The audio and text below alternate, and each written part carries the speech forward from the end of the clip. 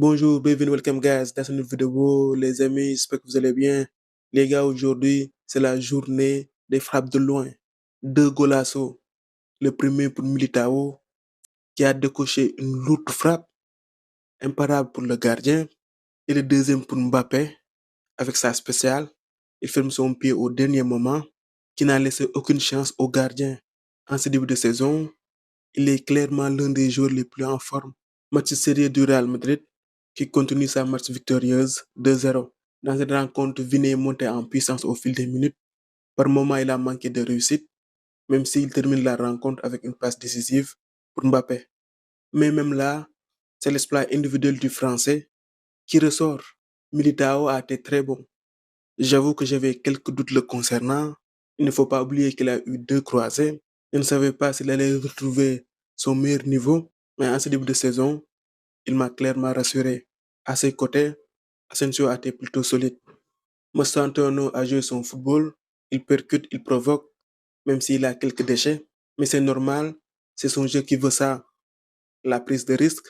Et il ne faut pas oublier que c'est un jeune joueur qui est généreux dans les efforts défensifs. C'est normal qu'il ait un peu de déchets par moment. La bonne nouvelle de la soirée, Kamavinga et Jude Bellingham ont eu quelques minutes. Ça fait plaisir de les revoir. Avec leur retour, Xabi Alonso aura de vrais choix à faire. J'aurais aimé avoir plus d'informations sur leur utilisation. Pour Kamavinga, c'est assez clair. Il a pris la place de Chouameni. Dans cette configuration à double pivot, lui et Ceballos sont les joueurs qui sont capables de prendre le relais, de prendre les places de Valverde et de Chouameni. Pour Jude, c'est le mystère total. Il a pris la place de Kylian Mbappé. À son entrée, c'est Ada qui a pris la position de Mbappé. En tout cas, c'était le milieu le plus avancé. Tandis que Jude s'est intégré dans le cœur du jeu.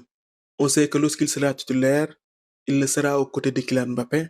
Son entrée ne nous donne pas d'indice clair quant à son utilisation. On en saura plus dans les matchs qui suivront. Dans ce match, Kylian a joué en numéro 10, Gonzalo a débuté en numéro 9. Ça a permis à Kylian d'avoir plus de liberté, de dézonner comme il veut, de donner des minutes à Gonzalo et de reposer un peu à De Gaulle. C'est une configuration que je ne pense pas voir Xabi Alonso utiliser lors des grands rendez-vous.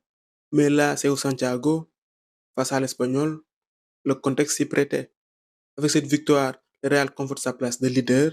Le Barça jouera lui demain. Voilà les amis, c'était tout pour cette vidéo. On se retrouve pour d'autres vidéos. À très bientôt. Love au football, au micro sur Devrect. Pour vous servir.